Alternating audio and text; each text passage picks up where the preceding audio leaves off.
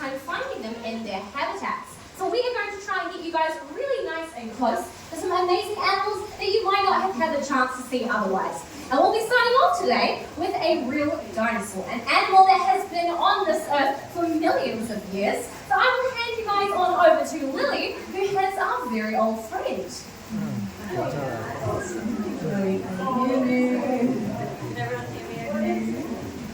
Oh, all right, perfect. Hi everybody, I'm Lily and this is Tipua. Does anybody know what Tipua is? Any guesses? Shout it out. Yeah, she is a tuatara. I kind of wish you said lizard though, because a lot of people do say lizard.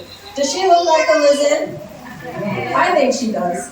But she's actually not a lizard at all. She belongs to a completely separate family called the Sphenodon family. And she is actually the only existing species that is still alive and exists on this planet from the Sphenodon family.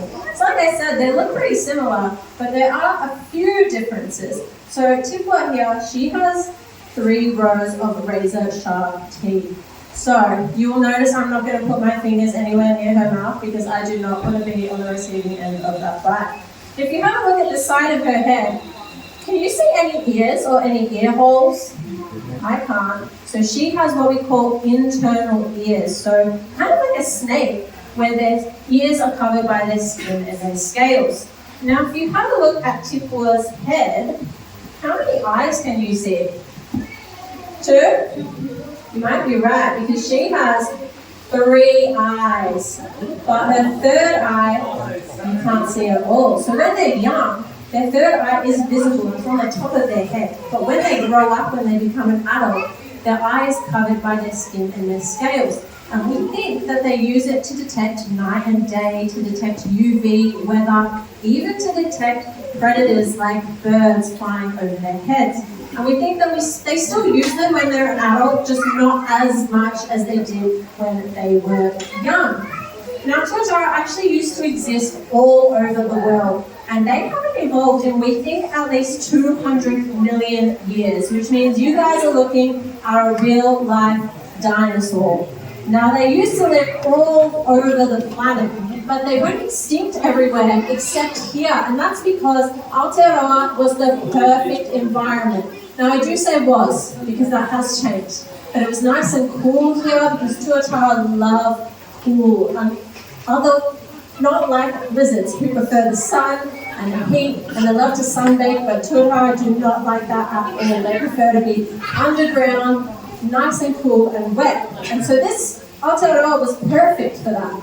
And also, Aotearoa didn't have any mammalian predators, so nothing trying to eat these guys really when they're old. But that's changed, hasn't it? Do we like pests here? No. So unfortunately, the tuatara has become extinct, or gone extinct on mainland Aotearoa, but they still do exist on offshore islands. So we would love to reintroduce tuatara to the mainland, but we have to take care of our pest problem first. And so we do aim to be pest-free by 2050, which sounds kind of far away, but luckily tuatara have a lot of time. We don't actually know how old tuatara can live for. We think at least 150 years, but that's like a low ball, so they could live much, much longer. One of the oldest tuatara that we know of, his name is Henry, is 130 years old, and he still has 2 girlfriends, so he is kicking it. So, like I said, we are trying to take care of that pest problem, and we actually have a new native species that is helping us with that pest problem. So I'm going to hand you over to Claire, who's going to tell you all about it. Alright guys, so we are going from a very, very old species